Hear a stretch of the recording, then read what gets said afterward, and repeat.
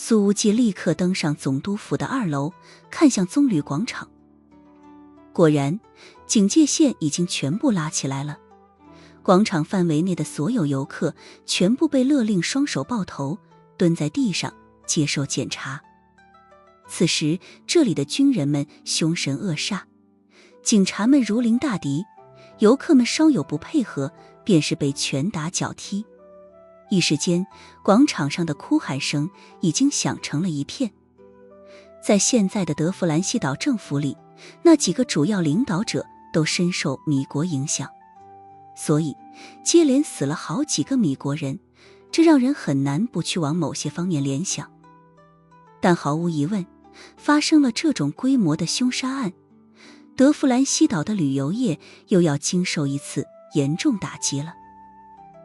不管凶手能不能找到，此次过后，想要完全恢复旅游业的鼎盛，起码得需要2年时间。苏无忌眯了眯眼睛，他并不确定这是不是歌者在对德弗兰西岛的现任政权搞颠覆。也许他要把自己留在米国机场，为的就是今天。可是自己在这件事情上和他似乎并没有什么利益冲突，犯不着阻挡啊。苏无忌觉得自己在有些细节上还没想明白，他摇了摇头，抬头看向天空。此时本来阳光灿烂的蓝天却已经渐渐布满了阴云，光线也暗了许多，就像是盛夏季节雷暴雨的前兆，但更像是笼罩在这座岛上空的浓稠不散的疑云。这时候，军警已经包围了这总督府，里面的人全部出来排队，一个个接受检查，如有不配合者，就地击毙。2队持枪警察已经冲进了总督府的大门，见到游客直接生拉硬扯，十分粗暴。上面的人全部下来。一名军人端着突击步枪对楼上喊道。2楼走廊的游客只有2个人了，而一个身材精瘦个头不高的男人正站在苏无忌的旁边2米处，看着下方的情形，眯着眼抽着烟，一言不发。这男人长着东亚模样。苏无忌看了看他，没多说什么，转身就要下楼排队。兄弟，过来。这男人跟了上来，一开口就是生硬的英语。他掏出了2张100元美钞。帮我一个忙，这些钱就是你的了。苏无忌见状摇了摇头，语气微嘲地说道：是你看不起我，还是你太穷了，只能掏出这么多来？这男人的眼神瞬间变得危险起来，一把将苏无忌按在拐角的墙上。给钱都不要，你想死吗？苏无忌看了看他的凶厉模样，呵呵一笑。你让我做什么？拿着这钱，用最快的速度离开这儿。这男人说道。能跑多快就跑多快。苏无忌简直像是听到了天大的笑话。然后这里的警察就把我乱枪打死。上面的人快点下来，不要耽误时间，否则我们就要开枪了。军警不耐烦地催促着，他们已经快要沿着楼梯冲上来了。这男人用匕首抵住苏无忌的喉咙。如果不照做，你现在就得死。从那把匕首上已经有残留的血腥味散发出来了。苏无忌微微一笑。话说你现在这么紧张，那死在贝克街的3个米国人不会是被你杀的吧？照我说的做，听到了吗？听到了那些军警的脚步声，这男人改变了主意。或者你就告诉这些警察，你亲眼看到有人从后门跑了。苏无忌耸了耸肩。你觉得我像白痴吗？总督府的后门更是已经被重重包围，插翅难飞。这男人恼火地说道：不配合我，你会死得很惨，惨惨噎许。苏无忌盯着面前的男人，淡淡说道：我实在是想不明白，北边的特工来到这德弗兰西岛做什么？北边的特工。当苏无忌说出这个词之后，那个男人的眼神瞬间阴狠了起来。他一把将苏无忌反扣在身前，匕首横在了对方的脖子上。该死的混蛋，你怎么认出了我的身份说？这特工低吼着，声音就像是受了伤的野兽。苏无忌说道：不会说华夏语，说英语又没有东洋味儿，要么是南韩，要么是北韩。但要是南边的特工刚刚起码给我1万美金，他们没你这么穷。这特工的眼神狠狠一波动，扎心了。他万万没想到自己居然就这么暴露了。这个年轻男人这么聪明，竟是如此轻易地猜出了自己的身份。这一刻，这北边的特工不禁有种不太好的预感，那就是今天和这个男人主动对话是自己做过的最错误的决定。而这时候，那些军警们已经冲了上来。放开人质，不然就地击毙。军警们喊道：别开枪，我是华夏人，刚来这里就被劫持了。苏无忌用英语喊道。由于苏无忌穿着的是游客的衣服，而且又声称是华夏人，军警们立刻迟疑了起来。毕竟要是换作其他小国的国人，他们或许能连歹徒带人质一起击毙了。但若是没有多年前的那个华夏人帮助这座岛平定了叛乱，罗佩塞族和瓦尔纳族或许都没有上台执政的机会。每年华夏的大量游客能够给这座岛提供极为可观的经济收入。面对10几个枪口，这北韩特工喊道：给我提供1台车，送我去机场，在机场给我准备1架满油的直升机。苏无忌忍不住地说道：直升机的续航就几百公里，周围都是茫茫太平洋，你能飞到哪里去？再废话，我现在就弄死你！这特工吼道。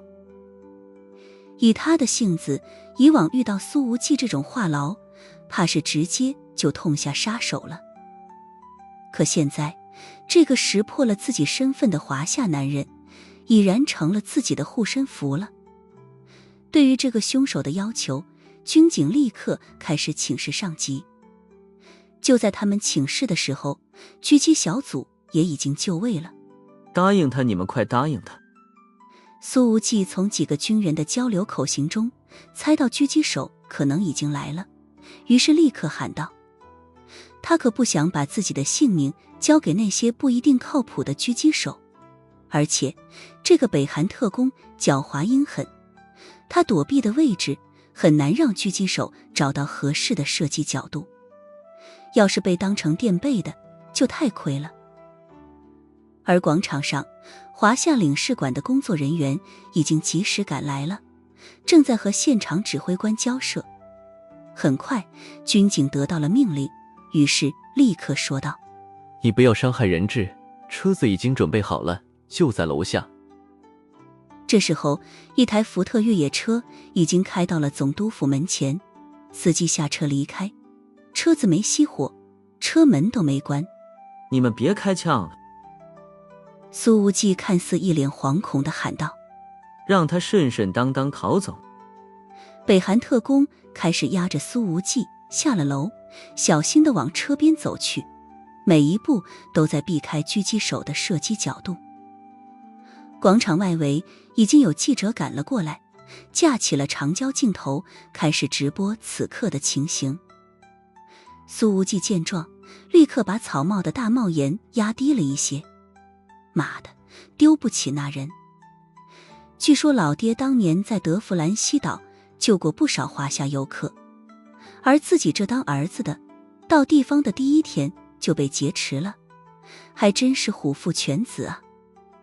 要不是想要搞清楚北韩到底想干什么，苏无忌怕是第1次照面就直接把这特工按倒在地了，现在只能憋屈的被劫持。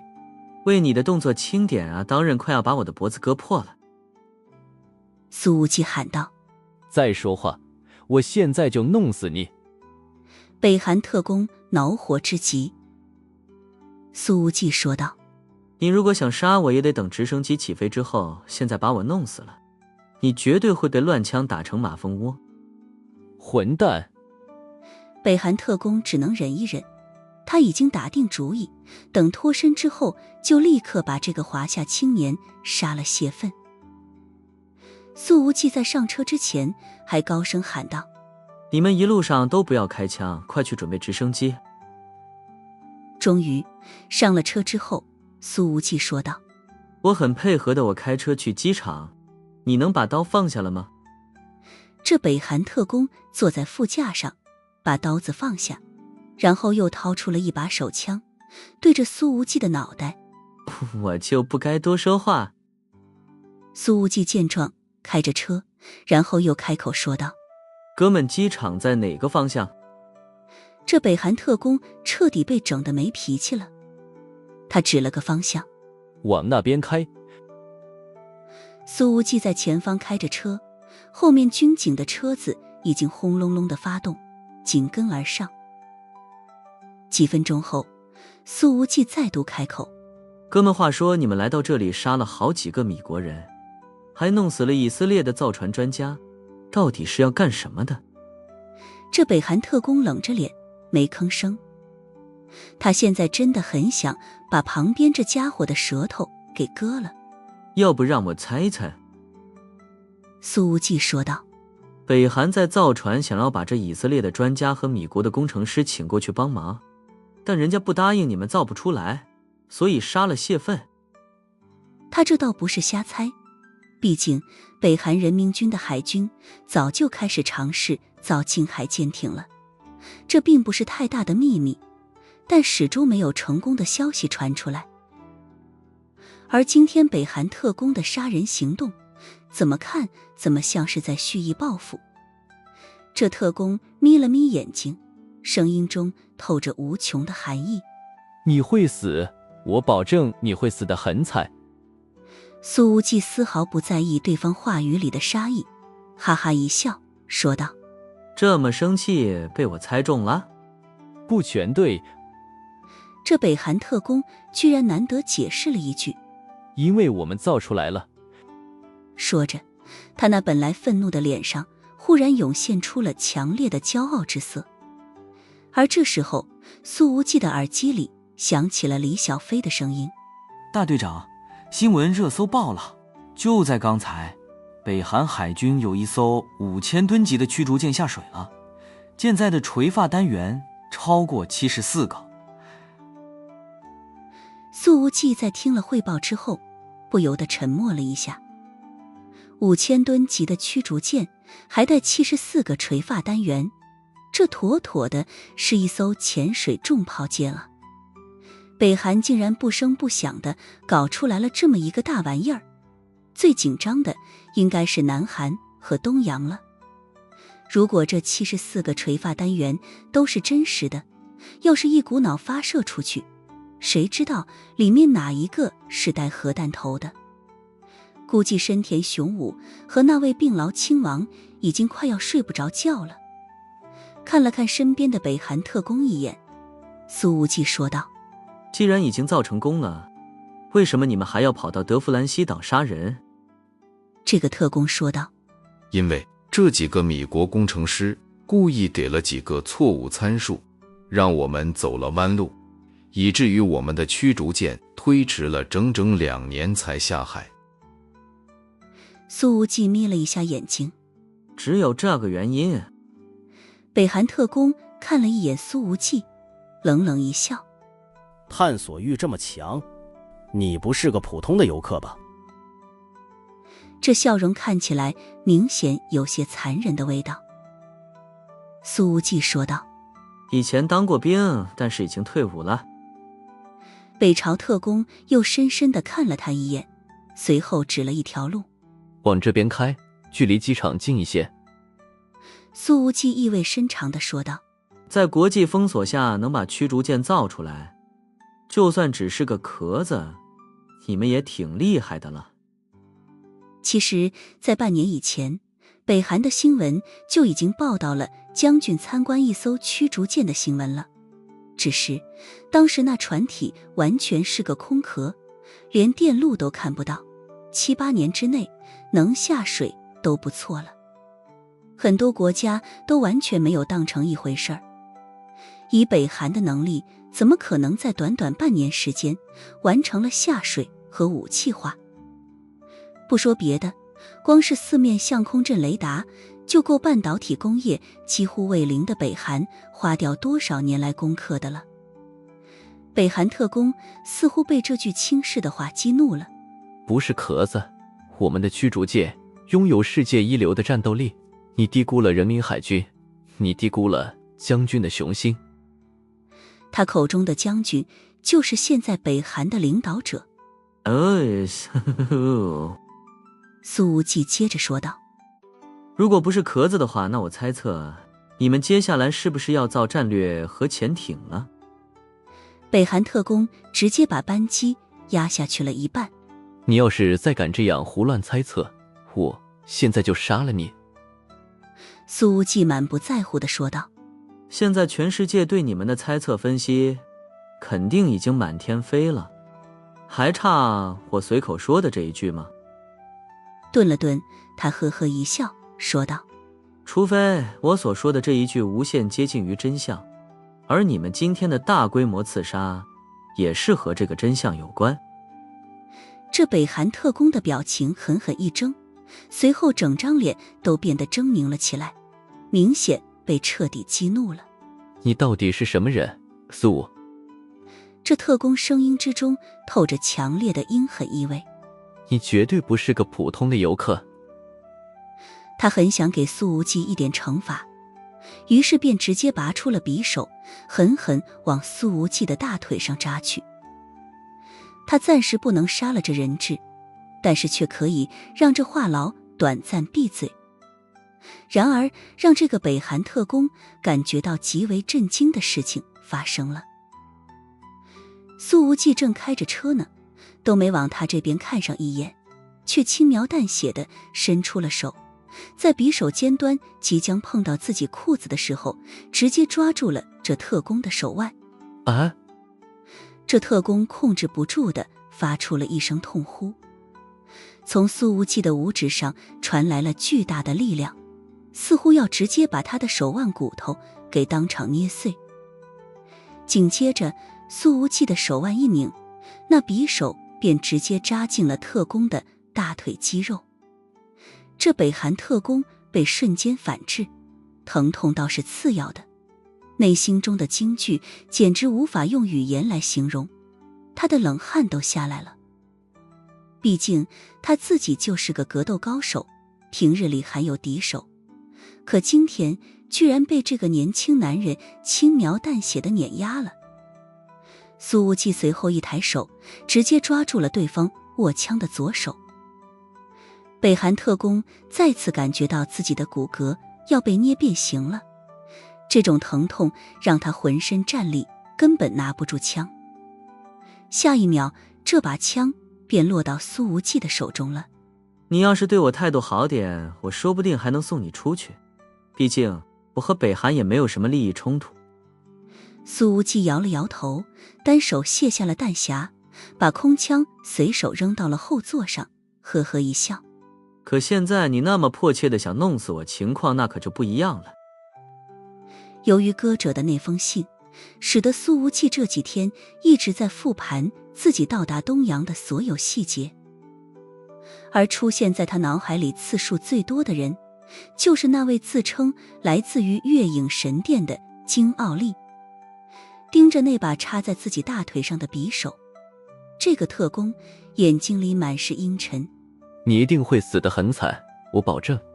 啧啧，你最好不要给我放狠话了，这样只会让你受到更多的痛苦。苏无忌嘲讽地说道。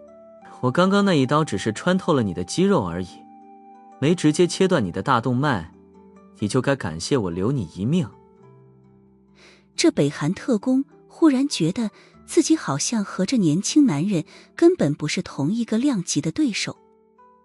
对方的这句话语气淡淡，却有种掌控生死的极致感。他好像是站在更高位置藐视自己。这特工的面色越发阴沉，他开始怀疑自己真的要把这家伙带上直升机吗？那样自己会不会更惨？随后苏无忌径直开向机场，没有再多说什么。这时候烈焰大队的手下从通讯器里汇报道：队长，诺瓦莱岛上有一名疑似凶手的男人被堵住，然后自杀了，现在戒严已经解除。苏无忌没答话。在他看来，自杀并不能消除所有怀疑，而凶手也不一定只有一个人。但那毕竟是德弗兰西岛官方和北韩之间的事情，苏无忌并不想介入太多。还有2-3公里就能抵达机场了，可后面军警的车辆还在紧追不舍。苏无忌说道：告诉我你要一架直升机准备飞去哪里？这特工没说话。苏无忌反手给了他一耳光，啪！这特工根本躲不开，被扇的脑袋重重撞在了玻璃上。他的嘴巴被扇出了血，眼睛里浮现出了无穷的屈辱之色。苏无忌根本不在意他的自尊，淡淡说道：回答我这话。这特工攥了攥拳，咬了咬牙，说道：海上有船，可以降落。苏无忌的声音淡淡：你就算能上得了那艘船，也不可能返航的。死了那么多米国人，你当他们的太平洋舰队是摆设吗？这特工明显陷入了迷茫之中，随后恼火地吼道：这些该死的米国人！其实在苏无忌看来，这个特工已经走上绝路了，除了自杀无路可走。苏无忌摇头笑了笑：我们北韩的情报部门是谁负责的？能培养出你们这些人，能力还不错啊。这特工沉着脸说道：这是绝密，你没有资格知道。啪！苏无忌又甩手给了他一耳光。傻逼，现在还分不清大小王吗？这一下用上了暗劲，这特工直接被扇得半边脸红肿起来，半边后槽牙的牙根全部断裂。接连挨打，这特工满眼皆是屈辱之色，低吼道：我不能透露任何信息，事实上我就算说了也不是真实答案，你不会如愿的。然而就在这个时候，道路旁边的山林里忽然响起了几声枪响，砰砰砰，子弹接连打在侧面的车身上，一发子弹甚至已经斜着打碎了右后座位置的车窗玻璃，斜斜纵掠整个车厢，擦着这北韩特工的耳朵，从前挡玻璃飞出。看着满是裂纹的前挡玻璃，苏无忌似乎并未感受到任何的危险，表情之中反而透着玩味。而那北韩特工抹了一把自己的左耳，手中已经全部是血了。刚刚那一发子弹把他的耳朵生生打掉了一半。这些言而无信的什弗兰西人，他们不担心打死了人质吗？北韩特工愤怒地吼道。苏无忌陡然加速，一个甩尾离开了这被狙击手埋伏的区域。他斜眼看了看身边愤怒的男人，嘲讽地说道：关德弗兰西人什么事儿？刚刚的狙击手明明是你们自己人。这北韩特工狠狠一愣。你说什么？苏无忌像是看傻子一样的看着他。灭口啊，连这都没看出来？灭口。这特工不禁想起了执行任务之前局长亲口交代每一个人的话了：如果任务失败，立刻自杀，不要暴露你们的身份，不要给国际社会留下任何抨击北韩和将军的可能。想到这儿，他的眼光开始变得无比复杂了起来。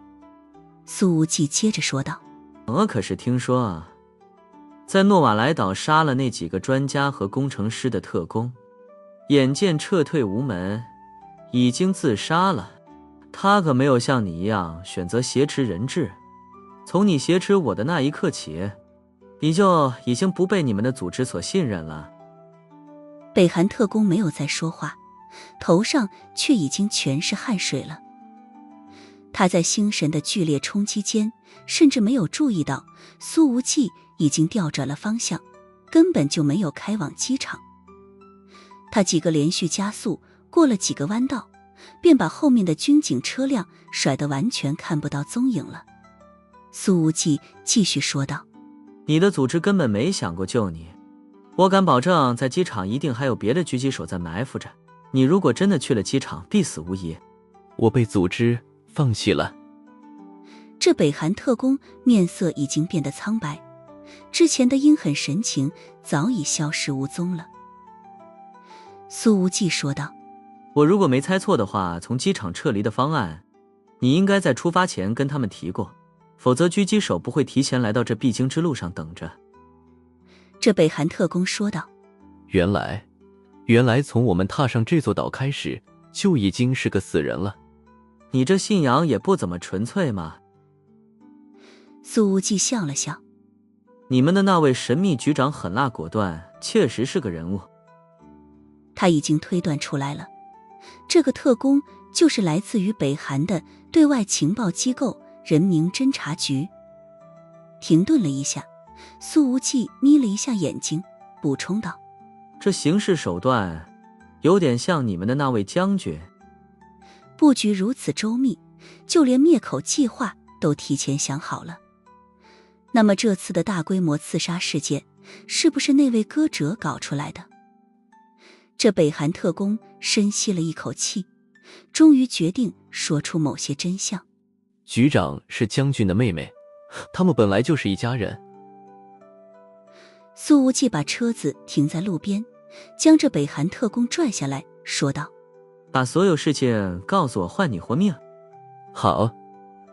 这北韩特工答应的倒也很干脆。他已经认清了现实，自己本来忠心耿耿，既然组织要将自己除掉，那么不如就此叛逃。我要去一个绝对安全的地方，去一个局长无法杀掉我的地方。这个北韩特工说道：米国不行，德弗兰西岛也不行。苏无忌一拳砸在了他脸上。也不看看自己什么处境，跟我谈起条件来了。这一拳不算特别重，但那极其擅长格斗的北韩特工却发现自己居然根本躲不开。他被砸得趔趄了好几步，失去了重心，倒在了地上，耳朵嗡嗡直响。虽然被打得嘴角流血，但这家伙还是坚持着说道：我不去米国，不去南韩，尤其不能去东洋，我恨东洋。苏无忌没好气地说道：华夏不行。这北韩特工说道：华夏的国土面积太大了，对我来说更不安全，局长会追杀我到天涯海角的。砰！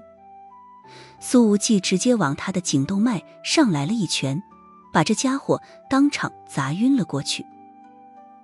1个小时之后，苏无忌才回到了贾鹤流所在的4星级酒店。而德弗兰西岛的军人和警察则像是无头苍蝇一样，全岛搜寻这个突然消失的杀人凶手。米国方面施加了强大的压力，如果找不到此人，怕是现任总统的觉都睡不好了。由于这个凶手的失踪，加上军警们之前的暴力表现，使得很多游客都陷入了恐慌之中。他们生怕这个凶手会进行报复性杀伤，纷纷退房，聚集在了机场。可是这德弗兰西地处偏远，就算每天能有50架飞机满载起飞，和几万名游客相比，能带走的数量也是不值一提。中崎奈美此时正站在门主的房间里，对着那一副写着牌具的字沉思。等苏无忌进来，他才从沉思的状态中抽离出来。苏无忌把那个北韩特工扔在地上，说道：这家伙现在是德弗兰西全岛通缉犯，找个地方把它藏严实了。中崎奈美刚才没关注新闻，此刻听到苏无忌这么说，立刻单手将这特工拎起来，说道：跟我来，这里有密室。苏无忌总觉得这小上忍的身上似乎有着什么说不出来的变化，于是问道：你跟之前好像有点不太一样。中崎奈美边走边说道：我总觉得初代门主的这2句牌句后面应该还有一句，但是一时间有点想不明白，也不确定那第3句究竟是遗失了还是原本就没有。苏无忌第一次见到小上忍身上的这股认真劲儿，配上那张清纯的俏脸，还真是挺迷人。这密室在地下3层，原本的作用是用来关押敌人，但已经空置许久了。这货不是个好东西，苏无忌说道。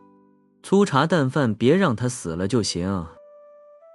他能看出来，这个北韩特工明显缺少了些许人性，尤其是劫持人质的过程中，数次对苏无忌动了杀心，想要撕票。或许北韩那边的人民侦察局对特工的训练就是这样的风格。放心呢，中崎奈美说道。我让2个中忍看着他。看到外面天色渐黑，苏无忌说道：要是甲贺流内部的事情都理顺了，咱们就出去吃点东西。好啊。中崎奈美一下子开心起来。这里的海鲜很好吃呢，皮皮虾都有我的小臂那么长。苏无忌说道：这里你熟悉，骑着摩托车带我逛一逛。闲逛是假，探索敌情是真。好了，等我一下哦。中崎奈美去换了一身背心热裤，很快便找来了一台踏板摩托车。他戴着粉色小头盔，拍了拍后座，说道：快上来。看着这青春活力的模样，真的很难把这姑娘往忍者流派门主的身上联想。苏无忌看了看对方的小热裤和大白腿，又看了看这踏板摩托车的尺寸，有些艰难地说道：后面我坐不下，要不我骑车带你吧。他要是坐后面，小上忍妥妥又得被枪指着了。中崎奈美倒是没多想，她催促道：哎呀，我对这里比较熟悉，你上来吗？于是苏无忌只能跨上了摩托车。他努力撑着身子，不让自己的大腿贴到中崎奈美。然而这德弗兰西岛的山路还不少，这一路上不少上下坡，小上忍骑车还挺猛的，时不时来个急刹车，在惯性的作用下，搞得苏无忌接连撞了对方好几次。哎呀，你搂住我的腰吗？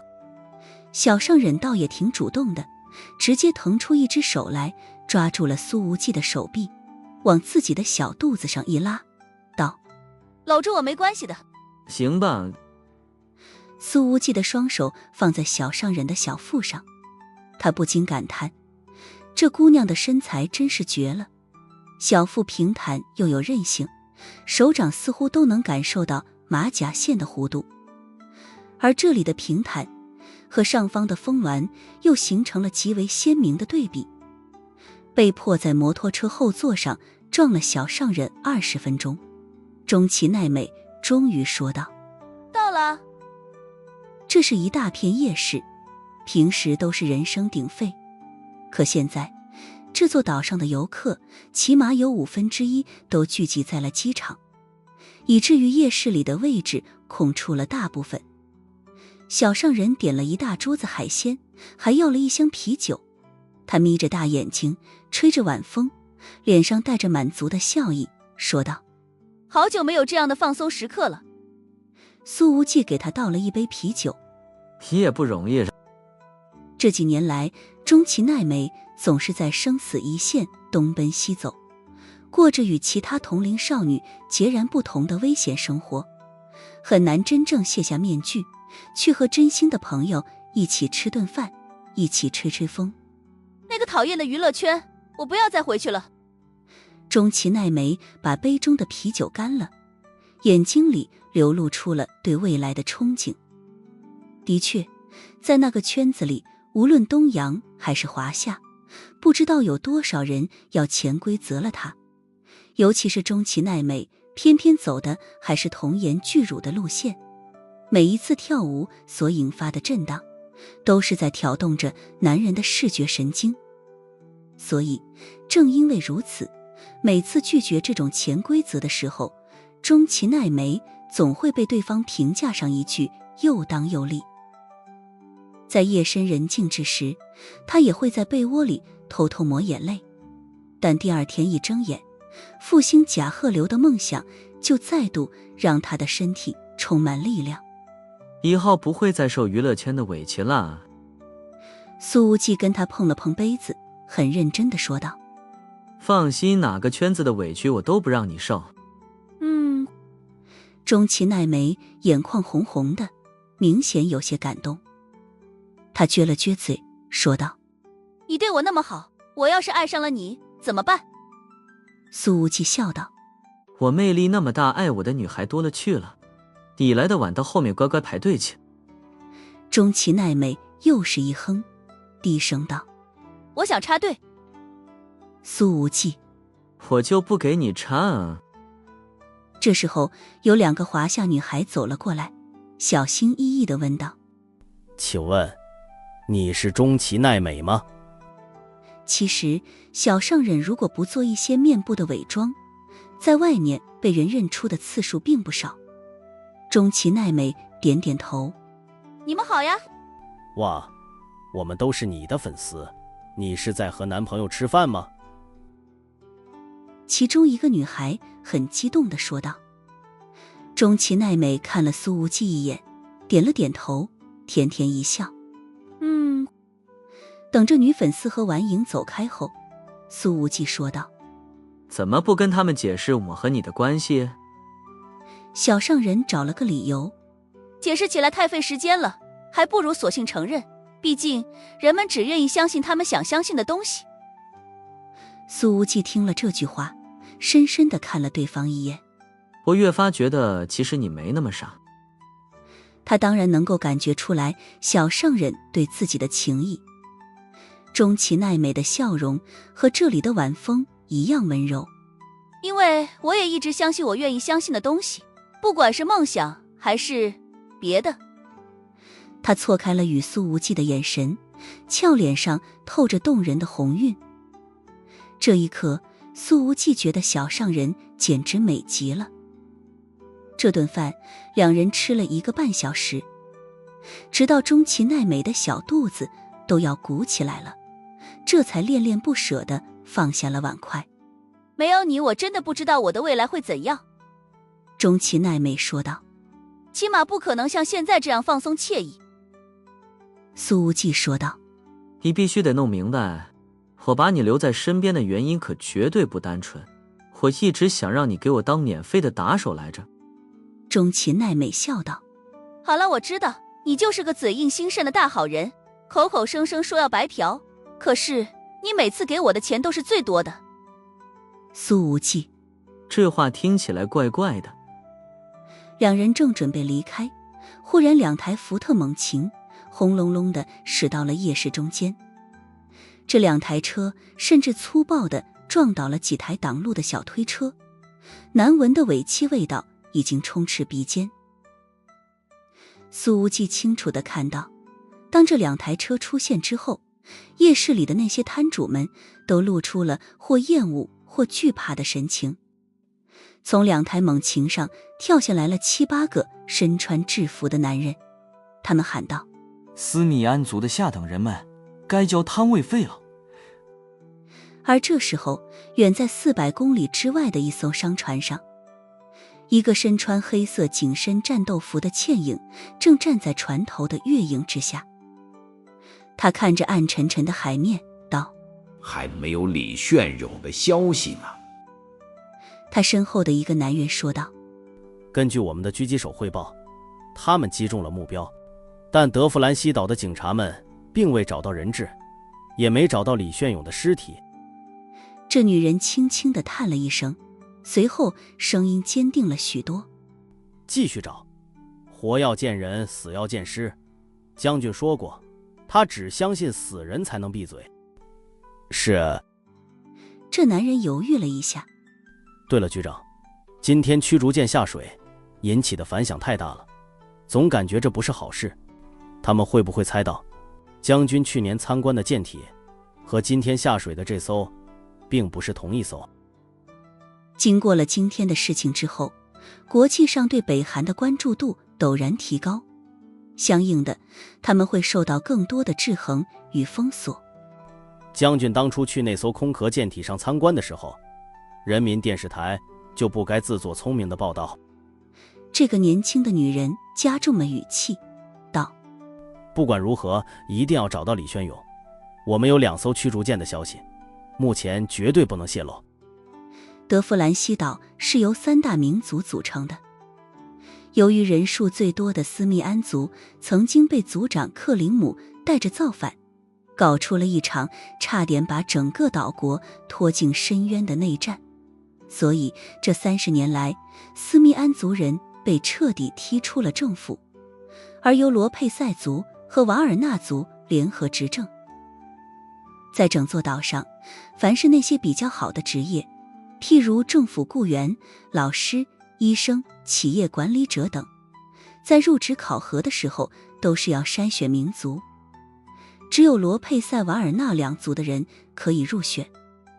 这些职位哪怕给外国人都不能让斯密安族人担任，而斯密安族所能从事的职业只有小摊贩、工地工人、搬运工、酒店服务员，各种苦力，而且永远没有晋升空间，甚至就连他们的孩子在学校里也是低人一等，经常遭受另外2族孩子的霸凌。可即便在夜市摆摊，斯密安族人也要缴纳高额的摊位费，所赚的利润也就勉强只够家庭开销。这也是联合政府为了防止他们太有钱才制定的规则。只要这些斯密安族人每天为了生计和温饱奔波，那么他们就永远没有可能去提升自己，只能当底层牛马。见到这2台猛禽上下来的人，中崎奈美小声说道：这些都是商业管理局的人，管理手段非常高压。果然，这些身穿制服的男人一下车便不由分说地把一个卖烤生蚝的摊子给当场掀翻了，锅碗瓢盆顿时摔了一地。那摊主苦苦哀求，却直接被粗暴地反铐住双手，拖到一边，丢上了猛禽的车斗。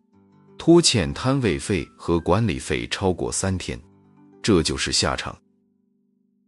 其中一名身穿制服的男人说道：艾莫斯队长，放过我吧，我的老婆孩子还在家里。这摊主趴在车斗里哭喊着，看起来颇为可怜。看到此景，很多游客们纷纷起身离开，但也有喜欢看热闹的停下来用手机拍摄。那个叫艾莫斯的队长根本没搭理他的，手里拿着一根橡胶棍，一路穿过夜市，径直来到了苏无忌所在的海鲜烧烤摊。这队长在摊主的面前站定，冷淡地说道：特朗，该你交钱了。艾莫斯队长，能不能再宽限2天？我刚刚给孩子交了下学期的学费。这摊主是个中年男人，他的老婆本来在一旁洗碗，见状连忙过来跟着一起求情。我已经宽限你2天了。这个队长厉声说道：收不到你们的钱，我就得被局长痛骂。我是对你们仁慈了，可谁来宽容我？可是今年摊位管理费又涨了，我们快要交不起了。这名叫特朗的摊主说道：那这样吧，今天先交一半，2天后把剩下的一半补齐，不然你就会被抓进商业管理局，想要再出来就不知道是什么时候了。这队长用棍子重重地砸了一下桌子。快点交钱。中崎奈美小声说道：现在的德弗兰西岛腐败横行，层层盘剥，其实摊位管理费并没有那么高，大部分都被商业管理局的这些人吃到了自己的肚子里。苏无忌，就像你们甲贺流的那些经费一样。那摊主还在哀求。可是今天游客走了那么多，我们连一半都拿不出来啊！要不你们再等等。你找死！这队长直接拿起棍子对着特朗的肩膀就抽了一下。他下手倒还有点控制，没有直接打脑袋，但这摊主挨了一棍子也是疼得倒吸冷气，五官都狠狠皱在了一起。中崎奈美一下子站了起来，苏无忌并没有阻拦，但也没有出手。不知道为什么，自从坐进这片夜市开始，他的感觉总有一点说不上来的不对味儿。搁这之前要拖住自己3天，严格说来，今天这还只是自己到达德弗兰西岛的第1天，又是杀人案，又是菜市场冲突，接下来还不知道要有什么事上演。这种时候，为了全局，苏无忌其实更想做个旁观者。你们不要公然打人！中崎奈美喊道。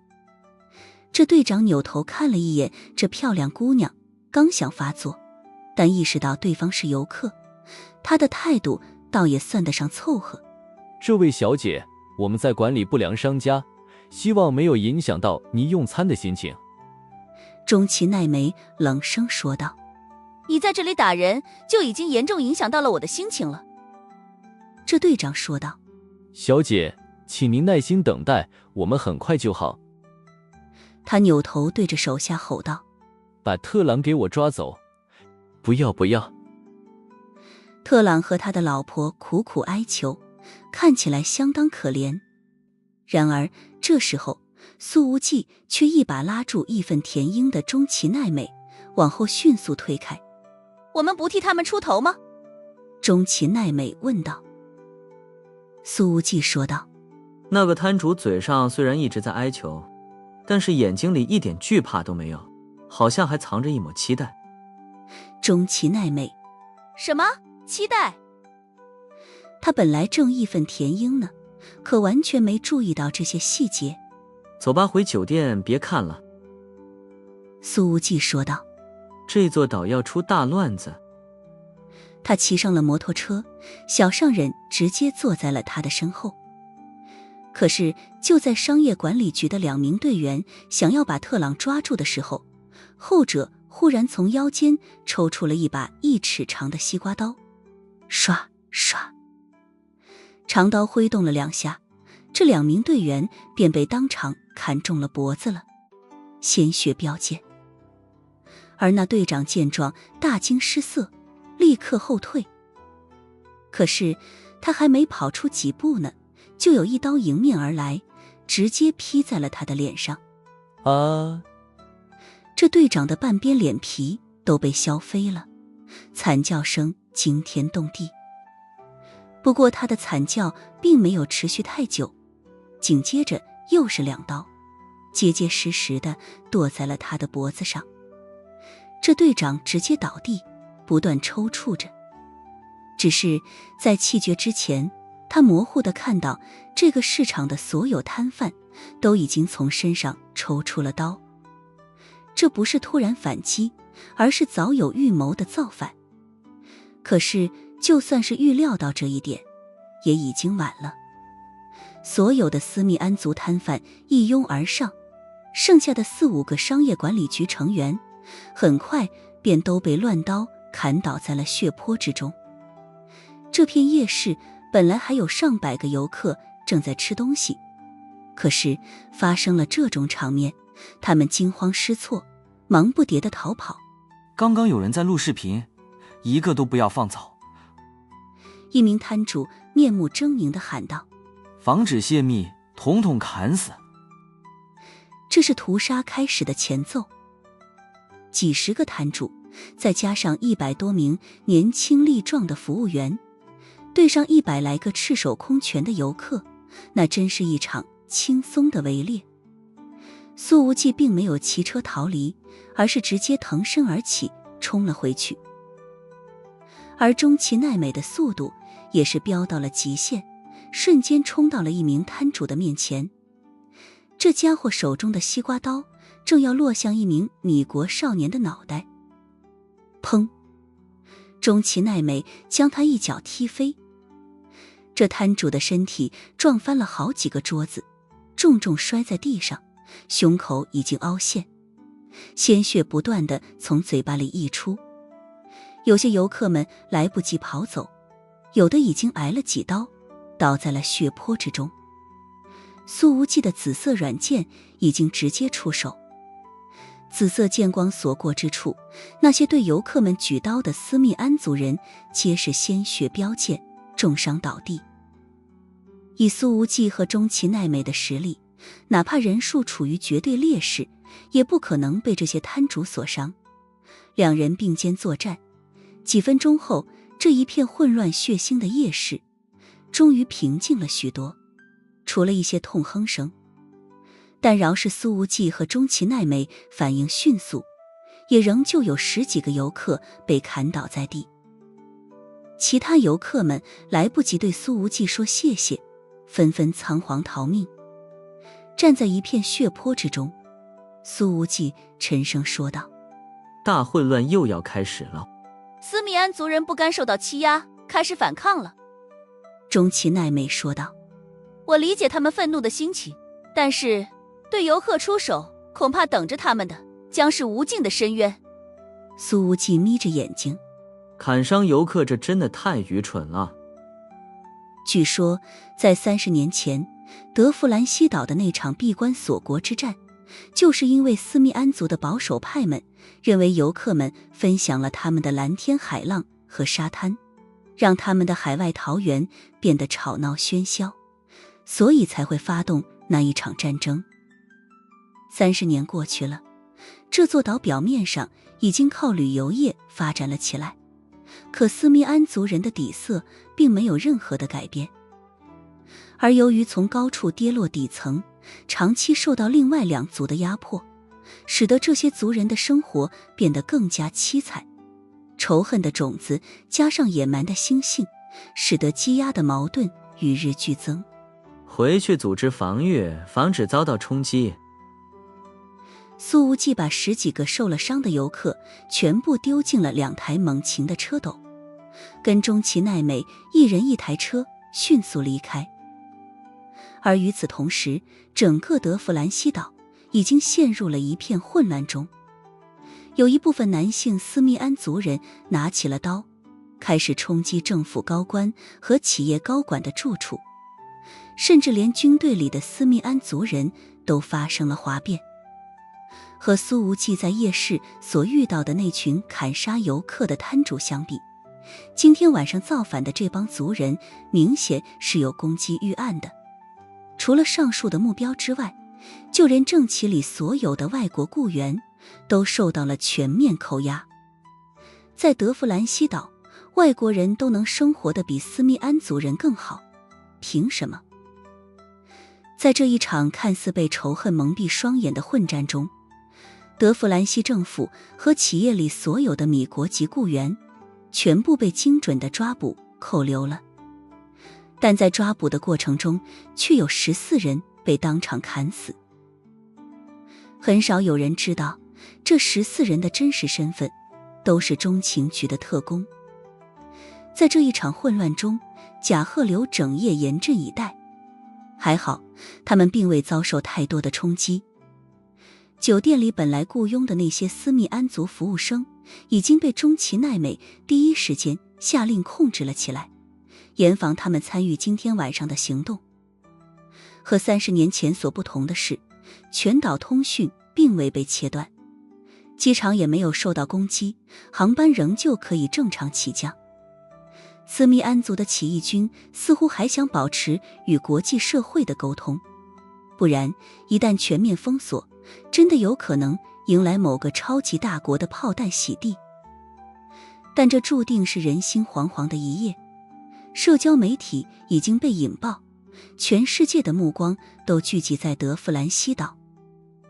然而身处风暴中心的苏无忌似乎并未过多关注这里的叛乱。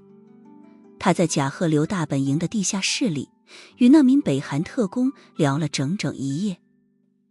等到天亮，这一场民族之间的混战似乎暂且告一段落了。所有政府部门驻地皆是被斯密安族叛军占领，而军队也在猝不及防之下受到哗变军人的重创。罗佩塞和瓦尔纳两族的各级军官都被处死。军队群龙无首，短时间内压根无法形成有效反击。德弗兰西的总统已经连夜乘坐直升机逃离，而包括副总统在内的一众顶层高官，大部分都死在了斯密安族的刀下。德弗兰西岛的混乱一夜引起了全世界的关注。在昨夜，除了苏无忌救走的10几个伤员之外，还有20多个游客被砍伤。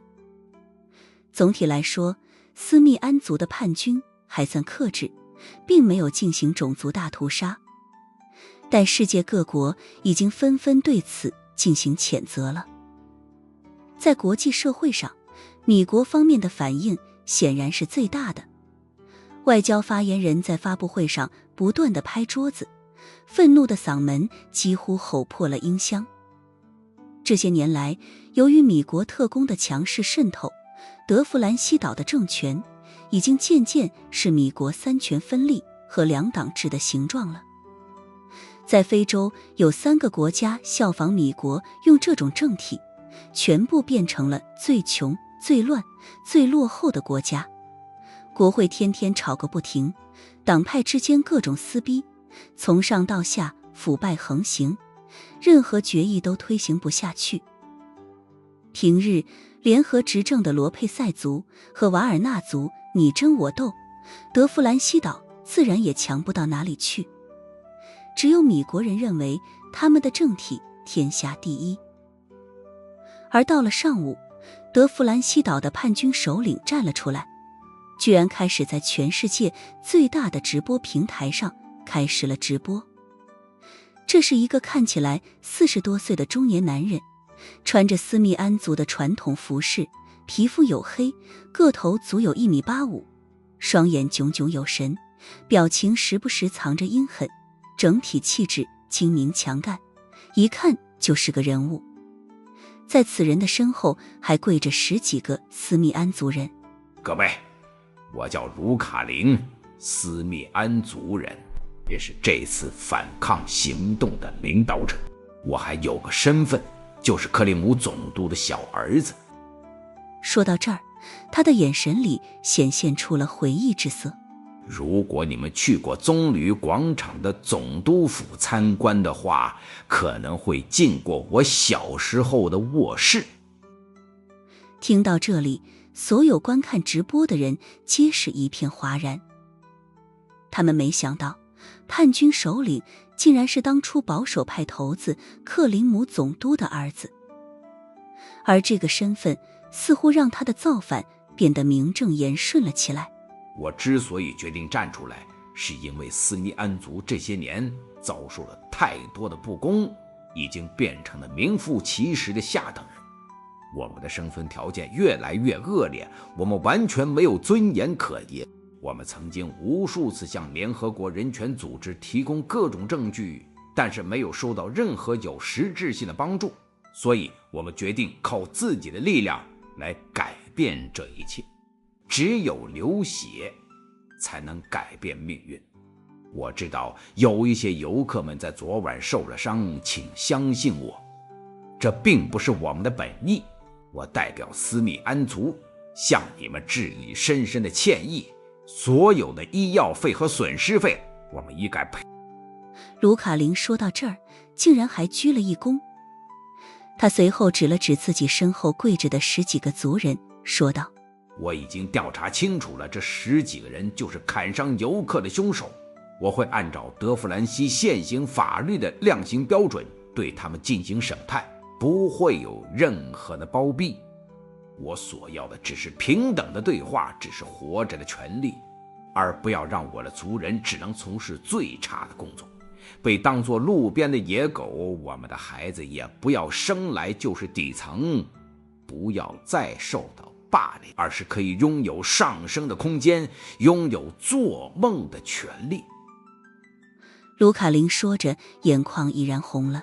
而这些年来我们受到欺压的一些证据，我会选择一部分发在这个账号里，让所有人都看到。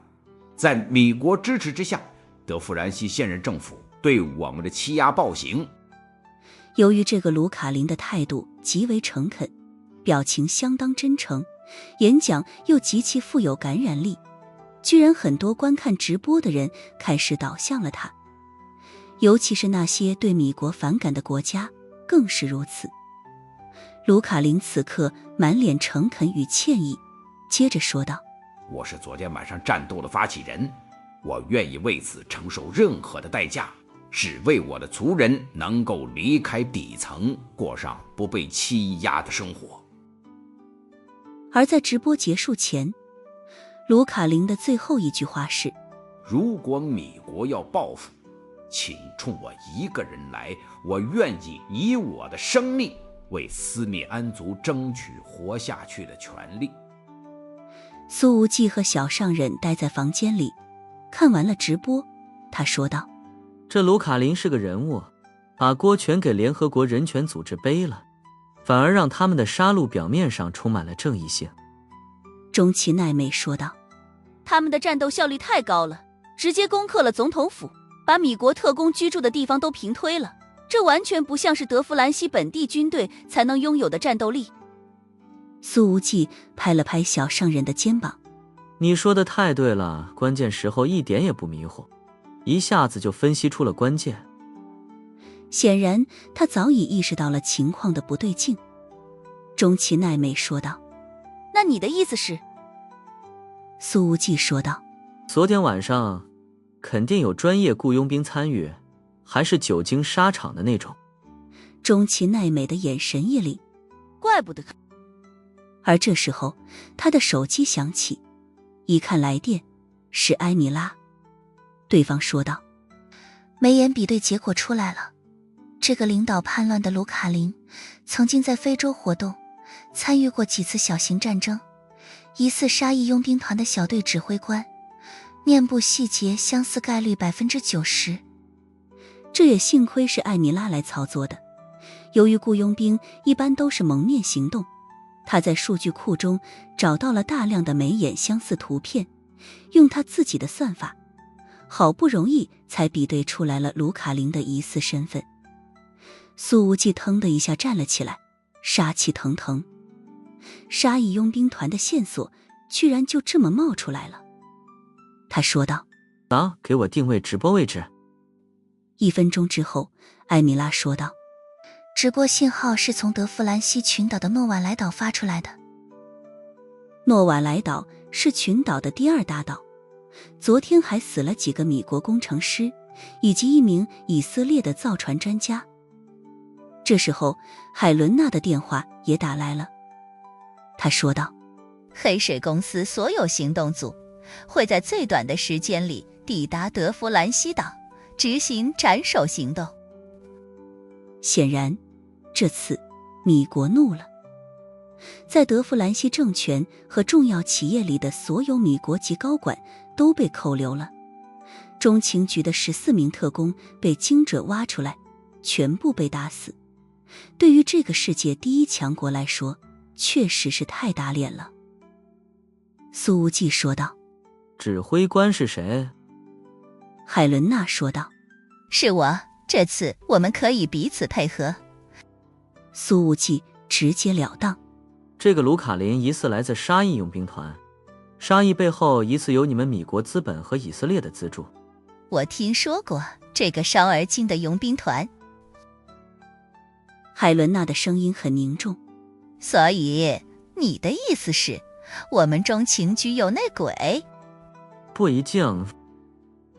苏无忌说道：现在这个卢卡林已经通过这次演讲赢得了不少人的支持，如果米国贸然执行斩首行动，会把你们自己推到极为不利的位置。苏无忌当然不会去替米国考虑什么，但毕竟前来执行任务的是海伦娜，这是自己目前唯一的救处之交。以米国两党制的一贯风格，如果最后因为这次斩首行动失去了舆论阵地，那么身为指挥官的海伦娜一定会被推出来背锅的。经苏无忌一提醒，海伦娜的语气明显开始透着凝重。她说道：好，我们见面了。挂断了电话之后，苏无忌问向小上人：你觉得这个卢卡林的真实诉求真的是要建立一个平等的德弗兰西岛吗？中崎奈美说道：不一定，这种人往往都有自己的私心，也许他这次造反就是为了拥有整个德弗兰西岛的掌控权。说的没错，苏无忌说道，并不是所有人都像你一样目的单纯。确实，小圣人现在虽然成为了甲贺流的门主，但从来都不是为了权力。中崎奈美知道苏无忌的心中已经有答案了。所以你怀疑？苏无忌眯了一下眼睛。我怀疑这个卢卡林根本就不是那个克里姆的小儿子。什么？中崎奈美的眼睛豁然瞪圆了。苏无忌一把将他拉了起来。乐奇，咱们出发。中崎奈美问道。去哪里啊？苏无忌眯了眯眼。去留住不速之客。在卢卡林结束了演讲之后，走到了身后的厂房里。这是德弗兰西岛唯一的军工厂，可以制造小型枪械和手雷。由于一线的苦力工人全部都是斯密安族人，所以在昨天晚上，这儿已经被他们不费吹灰之力地占领了。在厂房后面的办公室里，没开灯，一个男人静静坐在其中。卢卡林走到了门口，立正敬了个礼，随后恭恭敬敬地说道：大人，我的演讲结束了。很好。这个大人说道：我走了，这座岛就交给你了。卢卡林微微一愣，现在就要走啊，不然呢，在这儿坐等米国的斩首行动吗？这个坐在阴影里的男人站了起来，说道：我已经在这座岛上待了5年了，该回到非洲的广袤天地中去了。说完，他起身向外走去。卢卡林没有多问，立正敬礼。我不在的日子里，你替我管好这座岛，也经常代替我去我父亲的坟墓前看一看。男人说道，这话语里似乎有一丝离别的伤感。然而这个时候，外面的枪声忽然响起来了。一架直升机本来正在降落，可这个时候数道枪声响起，子弹击穿了驾驶室，飞行员的身上被打出了好几个弹孔，直升机失了控，斜斜地撞在了兵工厂的厂房上，轰然爆炸。烈焰大队的16名队员此刻已经齐聚诺瓦莱岛，